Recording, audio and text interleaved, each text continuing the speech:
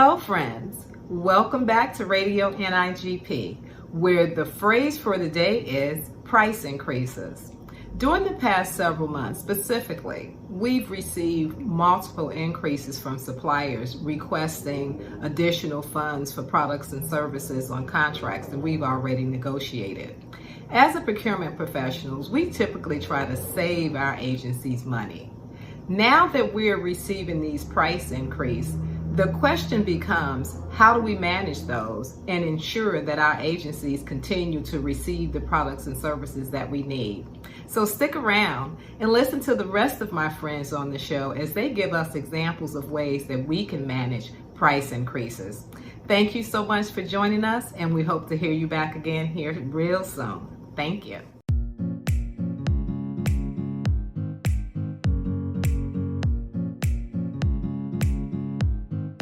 Hello, NIGP colleagues. This is David Nash from Radio NIGP, along with Don Buffum, also from Radio NIGP and the Hot Topics group. And today we're fortunate to have with us Carrie Mathis, who's the purchasing manager for Orange County in Florida. And she's also the chair-elect for NIGP National. A few months ago, Carrie was looking at price volatility through Insight and polling some of her colleagues across the nation and also in Florida, and put together a presentation for the virtual forum. So she's going to talk about some of the situations that they faced in Orange County. So Carrie, go ahead, please.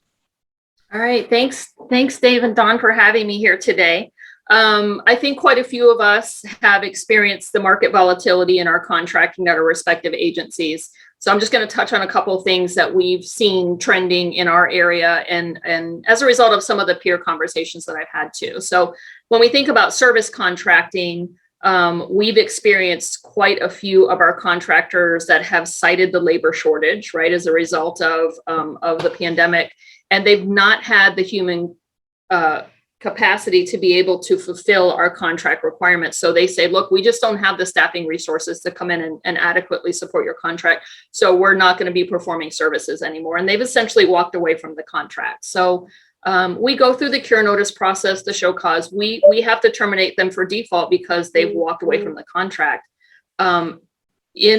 In concert with our governing documents for Orange County, we have to then consider them in default, and we cannot consider them for future awards for contracts. So that has a significant impact. It's not just them walking away from a contract or a few contracts. They're really not going to be able to be considered for future awards with our entity going forward into the future. So when you think about your local supplier community, your local services community, those folks are really impacted by the ability to not be able to do business with our entity anymore.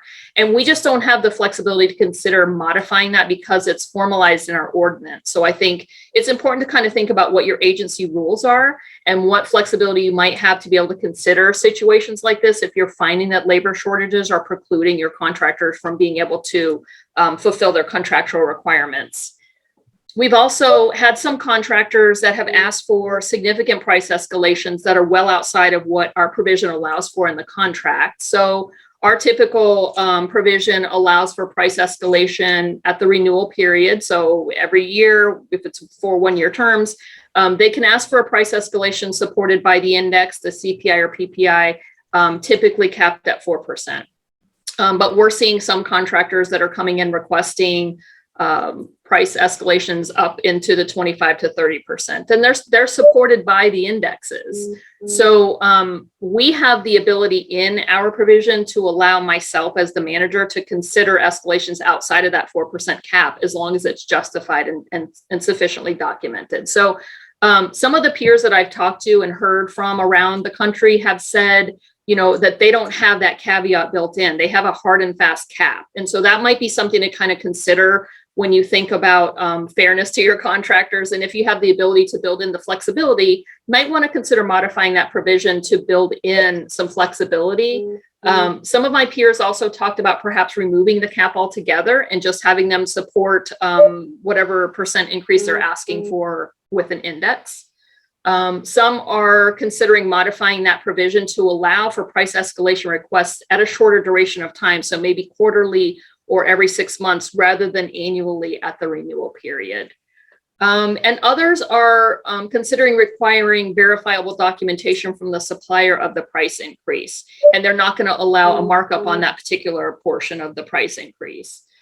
But what we've heard from the NIGP Business Council is that it's not always realistic to be able to obtain the documentation from the suppliers. And so I think as procurement professionals, we need to do our due diligence and make sure that we're understanding what's realistic to actually ask for to be able to support some of those increases. And it just may not be realistic always to ask for that supplier documentation.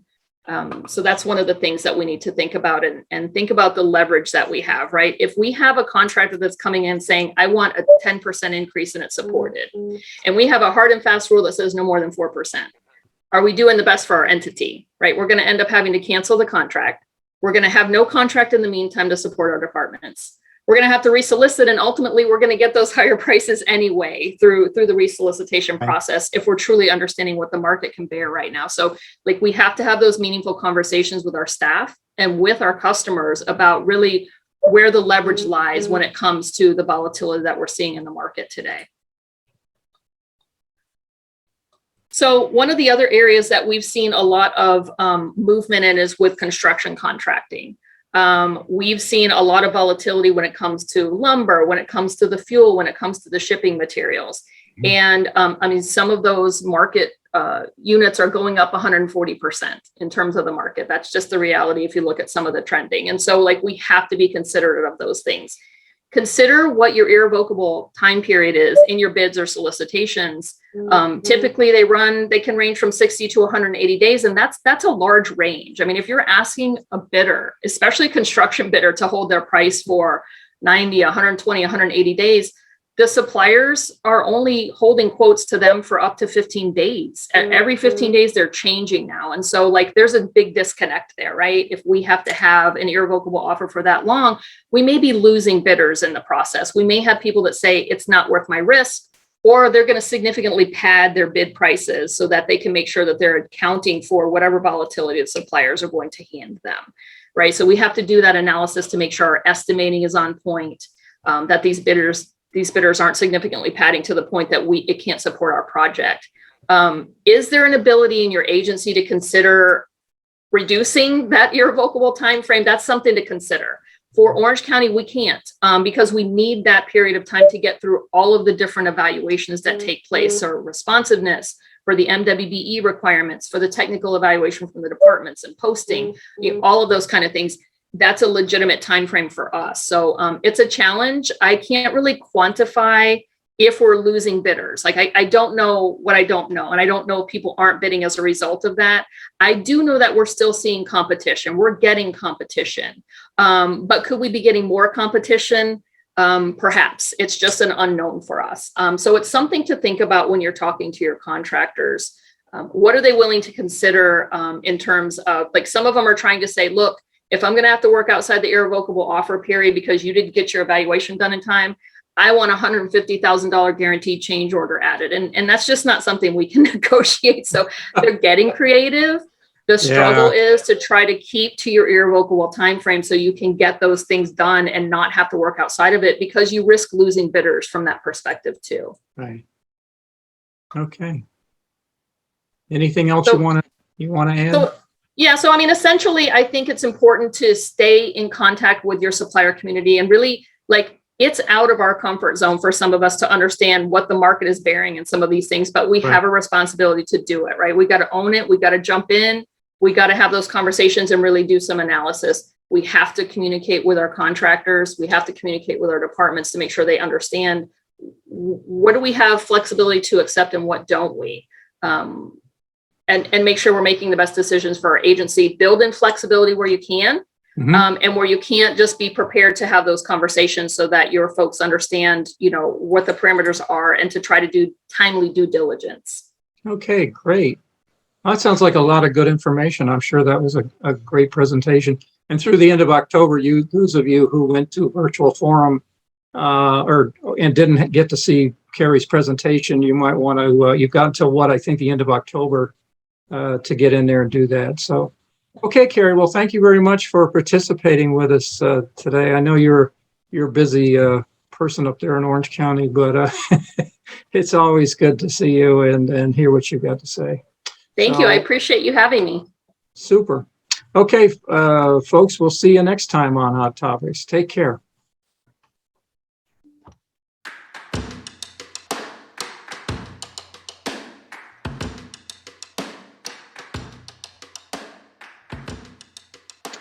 So, David, we're here to hear what your view of the future is. So how about if to start off, you just tell us a little bit about yourself and your agency? Yeah, sure. I'm David Malone, and I'm the Chief Procurement Officer here at King County, here in Seattle, Washington. And I have a wonderful staff of people that are managing both procurement and accounts payable. We have on the order of 69 to 70 folks, with 50 or so of those being in procurement and the other folks being on the payable side. So we literally manage the entire procure to pay function here, which is, needless to say, very challenging and very busy, but we enjoy it very much. Well, that's wonderful. We see a lot of agencies kind of building the procure to pay as a continuum. So that's nice to hear that you're doing that. What we're really interested in at this point in time is, what's your critical challenge for the future? We're all dealing with COVID, but once we get out of COVID or move to whatever the new normal is, what's really going to be your burning issue? Yeah, so and just to speak on COVID, so we're sort of coming out of COVID now, and as you guys know, we're getting, there are a number of stimulus packages that have come out of Washington that are federal funds that states are getting. We're in the business of helping to administer those funds here through procurement at King County. And so that plus pent up demand that we have during COVID, because a lot of projects were put on hold, is really keeping my team extraordinarily busy, and they're letting me know about it every single day. So just as a management challenge, one of the biggest things that we've got going is just heavy workload on the part of everybody involved because of that pent up demand. And you add to that the influx of funds coming from the American Relief Act and the post-COVID funding stimulus programs, and we're just on all out in terms of the work.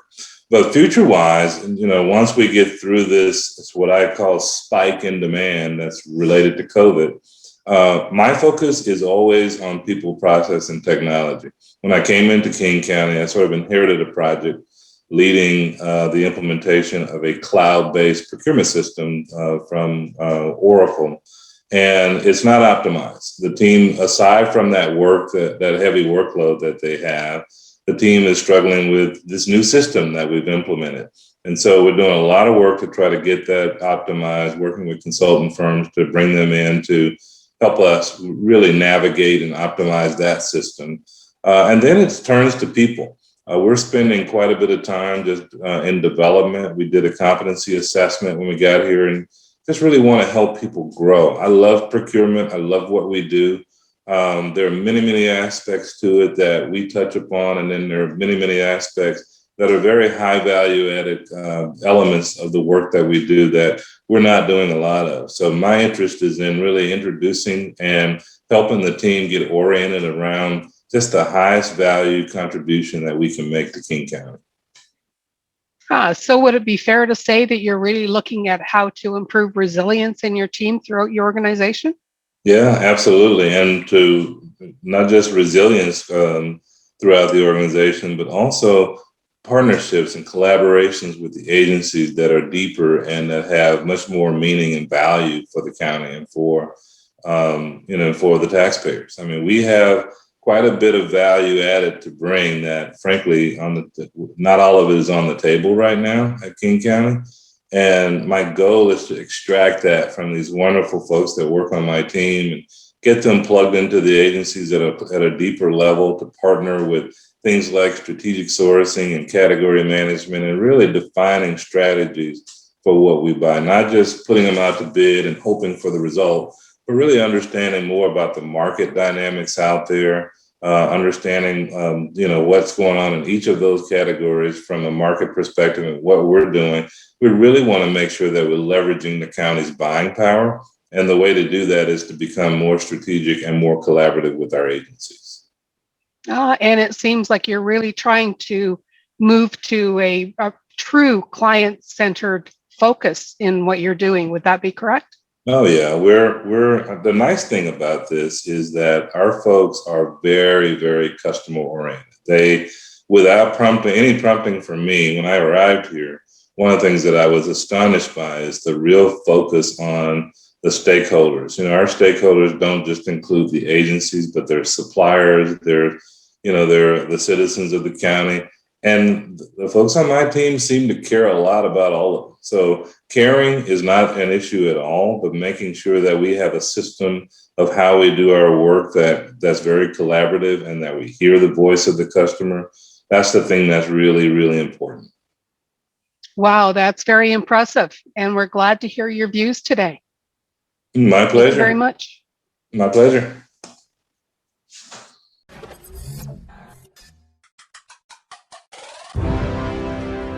Good day, and welcome to Tech Talk for the month of October. I'm Christy Varda. And I'm Stephanie Akerley. Have you noticed that the price of technology, hardware in particular, has started to creep upward? And that in addition to price increase, that the delivery time after the receipt of orders has also increased? This is due to the global surge in demand for cell phones, laptops, and other devices to enable remote workers to stay productive. There has been immense pressure on manufacturers to increase the number of chips that they're delivering for these products. Currently, most chips are manufactured abroad, usually in either China or Korea. While computer chips have become a part of our daily lives, they are utilized in everything from computers to cars to coffee pots. We rarely think about them and their availability. Due to the increased demand for products with computer chips, your entity is bound to be impacted by the chip shortage in one form or another. Unfortunately, this shortage is not isolated, but is an issue on a global scale. As a result, laptops, networking equipment, and other computer-related devices are increasing in price and are arriving an estimated 3 to 6 months later than expected. It's important to plan around the delays to minimize the impact on your operations. It may be necessary to consider lengthening the useful life of some equipment through extended support agreements. Although chip manufacturing is expected to slowly recover over the next 6 to 12 months, the delays will continue throughout 2021 and most likely continue into 2023. There's an informative article in Popular Science about this issue, where the CEO of chipmaker ST Micro estimated that the shortage will end by early 2023. However, Intel CEO Patrick Gelsinger said the shortage should last 2 years or more. Currently, the federal government is forecasting that they will invest $65 billion to bring chip manufacturing to the United States. This investment will be beneficial in the long run, but for the immediate future, expect to pay more and wait longer. Thanks for tuning in. See you later.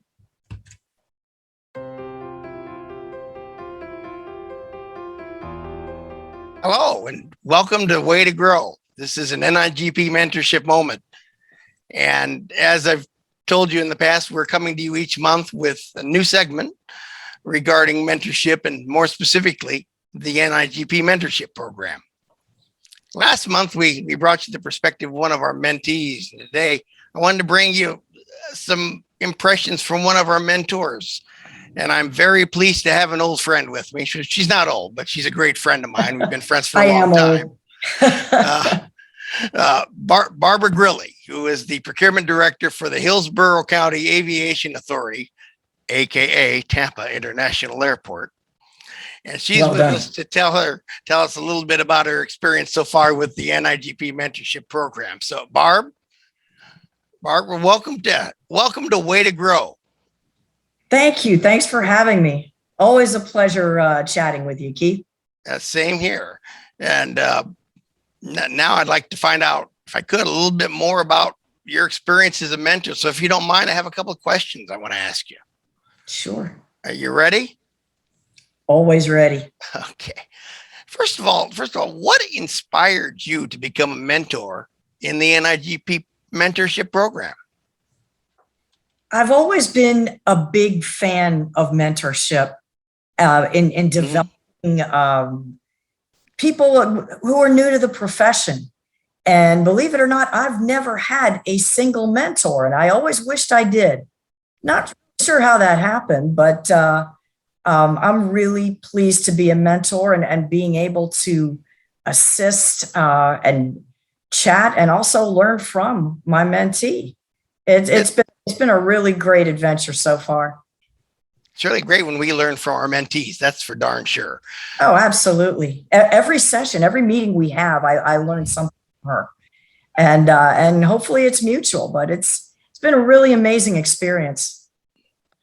Well, that's fantastic. I got to tell you, you've had a mentee and you've been winning the program now since February. Wow, has it been that long? It's flown by. Yeah, I know. It's been longer than we think sometimes. But Yeah. I was just wondering, do you have a specific success story so far with your mentee that you want to share with us? Well, honestly, every session, and I think one of the successes is to be able to plan it out and have a schedule of our sessions, because you just get so busy and we don't want to skip them. We have kind of a small agenda. I started out by suggesting them. Then my mentee also suggested some subjects, and also subjects that really were near and dear to her as a one-person show that she was facing in the day-to-day, and those became our discussion subjects. And we always figured out whatever she had going on, just between my experience, or if I could Google or go into Insight, help her find some things maybe specific to Florida law. So every time there's really a success story in learning and resolving problems. And it's really interesting what I'm learning as someone who's worked in larger organizations from a one-person show. Holy cow. Much respect to these one-person shows. We all have that the commonality of, in procurement, credibility and compliance. Imagine being the department and being in a room with all of the end users and all of the people who want something, and there's 10 of them and one of you. So that's kind of a recurring theme, and a success story, giving her tips, building your credibility through. Sure.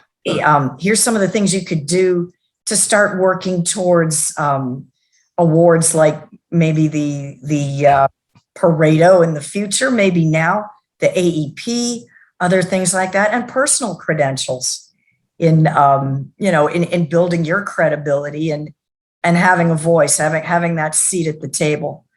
So it's been really neat conversations on that. That's pretty cool. I mean, that and by the way, you mentioned Florida law. Your mentor is in Florida, right? Yes, my mentee is in Florida. Well, yeah, your mentor is not. Yeah, so right, that's another recurring theme, Florida law, and we were right during legislative session, which is February, March of last year. So had a lot of good discussions on that. And really, when you're a one-person show, you don't have a bunch of colleagues to bounce things off. You're looking after, certainly. So she brought me a lot of great specific questions, and we dug in and we explored them, and was really cool to see the perspective of someone who's trying to make compliance happen. Mm-hmm. Small city organization. And one of the main things, one of the main successes there was, if it's not written, you can't enforce it.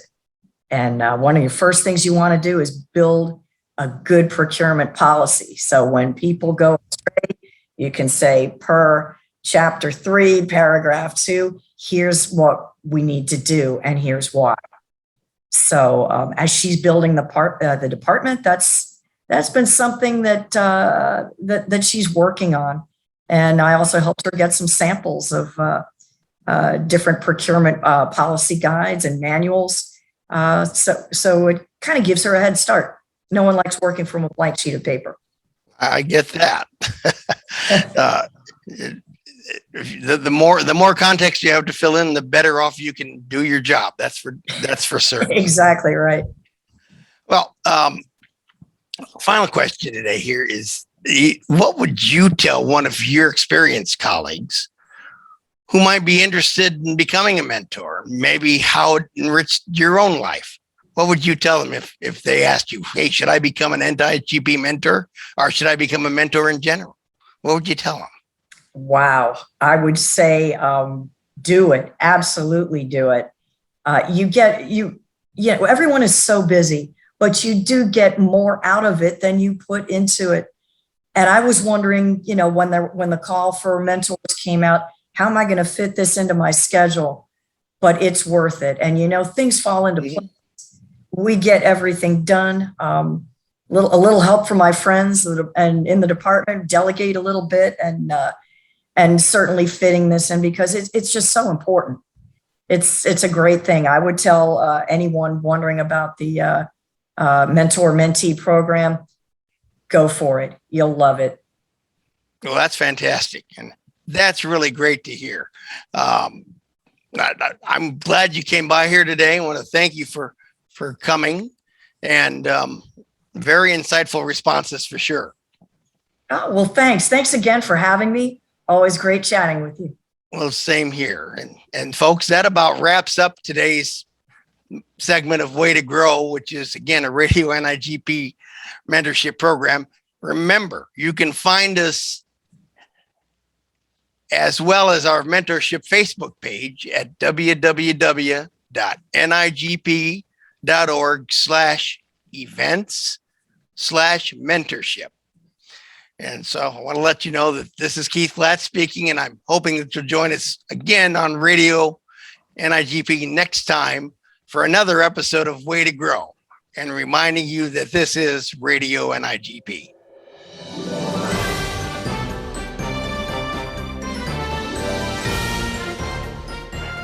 Hello, Mike Beavis, and welcome everybody to Legally Speaking. There's been a lot of discussion, I think, in about the last, since forum actually, about price adjustments in volatile markets. In fact, there was a session called Price and Time Adjustments in Unstable Markets. And I commend all you to look at it because it talks about the supplier relationship part of all of this. But so what we're going to focus on is not that important, maybe primary important consideration, but we're going to talk about the legal rules that governs this, because there is a difference between whether a price adjustment it should be given from a supplier relationship perspective and the legal rules that govern this. So, Mike, how do you see that from a legal perspective? Right, and thank you, Richard. That's a great introduction, and I agree. Watching that session is really important, and getting all the information you can is really important. And I'm actually going to play the hard-ass lawyer in this conversation because I like to. But at the end of the day, we need to get the work done, and we need to do what needs to be done for the people. So, but from a lawyer's perspective, when I look at these kinds of changes that are coming to us, I look at two different things. One is the change justifiable? Well, really three. One is the change justifiable? Two is there a structure within the contract that I can make the change through? And the third one is, if there's not something in the contract, where am I going to get the authority to act? In other words, does my enabling legislation let me actually make a change that isn't covered in the contract? We've had contracts and contractors come to us where there are price adjustment and renegotiation clauses that have limits on the amount of adjustment that could happen, or have specific events that would create a renegotiation. And in none of them, and very rarely, I think even outside of our contracts, would force majeure or impossibility, which are some of the hooks that people are relying on now, create the opportunity to renegotiate a price. Now they could, but my clauses don't. My clauses allow the vendor to not perform. They allow them to get out of cover, or in other words, get out of damages if they don't perform, because they have this protection. And that's different than getting a price adjustment. So Richard, what's your experience been with that, and how would that work with, say, cooperatives? Yeah. Well, first of all, maybe I'll have a chance. I'm probably not as much of a hard ass as you, but you identified a great concept, which is, do you have the authority? And we'll mention that in a second. But let's talk about cooperatives real quick. Most cooperatives don't have any government obligation. There's no minimum quantity. There's no obligation to use the cooperative agreement exclusively, which is called a requirements contract. So in that case, if that's what you're dealing with, really there isn't what we call mutual consideration because the government hasn't promised anything, not until the time when the order is issued. And once the order is issued, then you've got a contractual obligation defined by the terms of the cooperative agreement. So you do have to distinguish there a little bit. I would say on the hard ass part, you've talked about consideration in many respects. And I know when I was advising, sometimes we would say that we can find a consideration in the claim that's been lodged by the supplier against you, maybe not even based on a clause, but based on common law doctrines like the doctrine of impossibility or impracticability under the Uniform Commercial Code. And if it's a legitimate claim, then that can be the basis for framing an amendment that addresses those kinds of conditions. But I think you raise an important principle. Yeah. As an attorney, I would go to the procurement office and say, listen, explain to me why from a supplier relationship you think this is right to grant this. And do you think it's a legitimate claim, knowing that China has declared a force majeure internationally from the pandemic? Do you think that it may be a defensible defense the supplier has? Do you need to have this good? We can probably style an amendment that is specific to the supplier that permits an adjustment in price, maybe even time for the delivery, in order for you to prevent them just walking off the job so you can get the product. That might, and here's what your risks are from that. And one of the risks is everybody else is going to be asking for it too, perhaps. How are you going to fight that? So that's what I call the non kind of hard ass answer, Mike. What is your, I know you got an interesting perspective. What is that on what I just said? Well, and I don't disagree, except for I know in some areas, the attorneys will look at it and say, well, you don't have authority to just make a unilateral decision like that. You have to have done something that's in the code in order for you to have that authority. And there's no provision that allows you to make those kind of adjustments. Now, that would be the hard interpretation. So the way I've worked around that is I declare an emergency, and there is an emergency in place because of the force majeure. And then that allows me to now create whatever contractual relationship I need to solve the problem, right? But now I'm free to negotiate a shorter term on the contract. So I have a reopener or a renegotiate to an index, so that I have a price adjustment if I let it go its full term, and I can somehow recover if the prices drop, because now I've reopened it completely and I can figure out what I hope is the best prediction of the future for my organization, as opposed to just give the price increase. So I look at that, at the emergency authority, as the way that I can get a hook to get the project done or get the services that I need delivered. And I could support that as your counsel. But as Mike has said in previous radio NIGPs, we're not your lawyers, and other lawyers have different approaches. So please consult your counsel on these things. Thanks, Mike. Great insight. And thanks everybody for tuning in.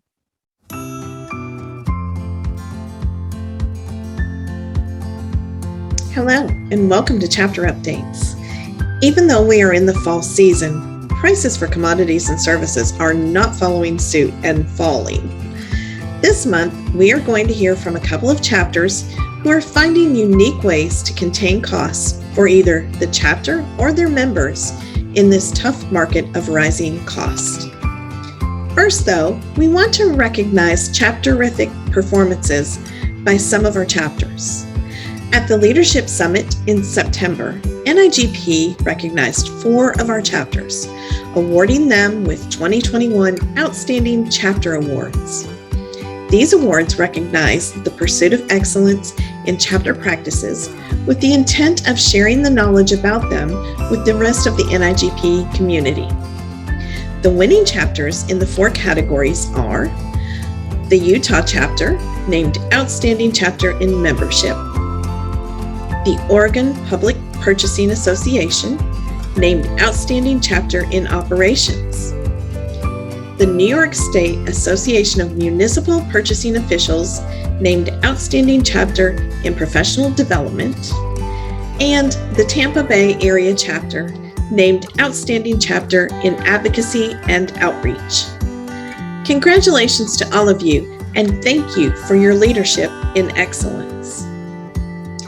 As you will hear throughout this month's show, rising costs are affecting the procurement profession in our daily work, but costs are also becoming a challenge to contain for the chapters. Next, a penny for your thoughts.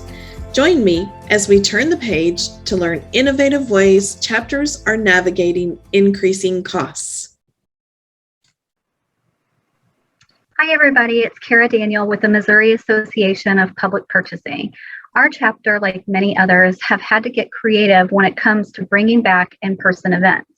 Inspired by another chapter, we are currently exploring holding our first in-person event in 2022 in June.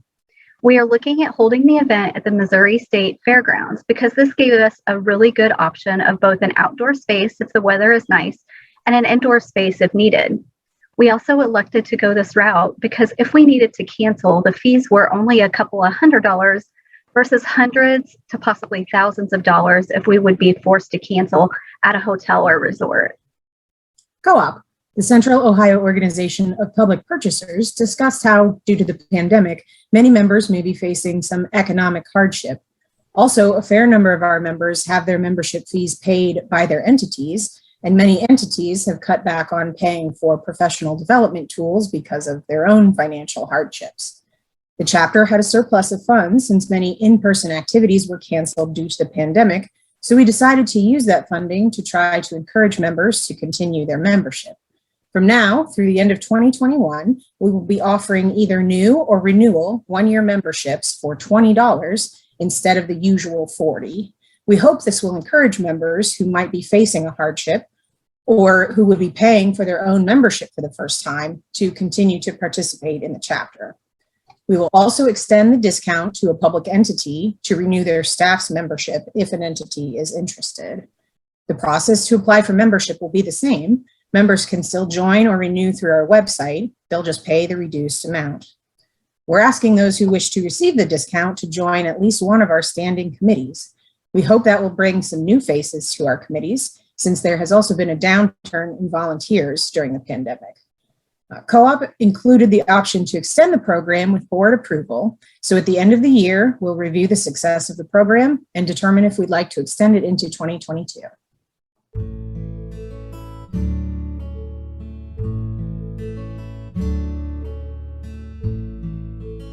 Hi, friends. We hope you have enjoyed the discussion in today's shows about one of our favorite things, price increases. Said no procurement professional ever. As stewards of taxpayer dollars, it more often pains us to improve an increase where we feel like our agencies may be making it rain the money for our suppliers. But honestly, many increases are reasonable and justifiable if we just take the time to really understand what is happening in the market. But we first have to remember, what did we allow for in the existing contract and start from there? Don't we just love to say that to our stakeholders? Well, what does the contract say?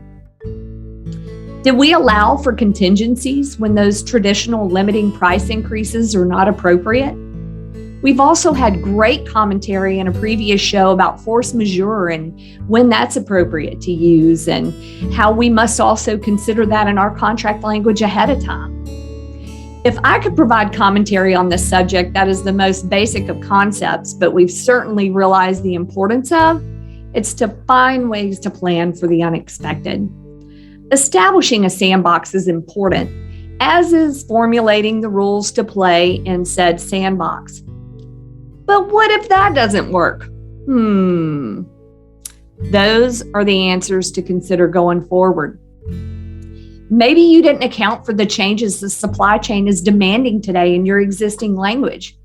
At least now you know to include it going forward. That's a win from a lesson learned the hard way, perhaps, but it's still a win. And resoliciting might not always make sense, or it could result in much higher prices. But maybe you consider a shorter term if you do have to resolicit and to account for another market shift, because another one will happen. Or maybe you allow a temporary increase based on cost and pricing data as an alternative, but make sure that you also have ways to reevaluate so you can later de-escalate when the market shifts again. Bless their hearts. Our suppliers and our stakeholders are doing the best they can with the cards that they're being dealt at the moment. And sometimes those cards feel like a bad game of 52 card pickup. Just know that this too shall pass. Encourage yourself to find ways to think beyond our traditional norms and look for solutions to these very real problems and shine like the procurement superstar that you are. Until next time, friends, keep adding value and rise to these unprecedented times. And when you experience a lesson learned, whether it be awesome or maybe not so awesome, share it. What better way to grow than through experience, sharing ideas, and learning from others? Stay strong, my friends, and until next time, make the most of the card you're holding.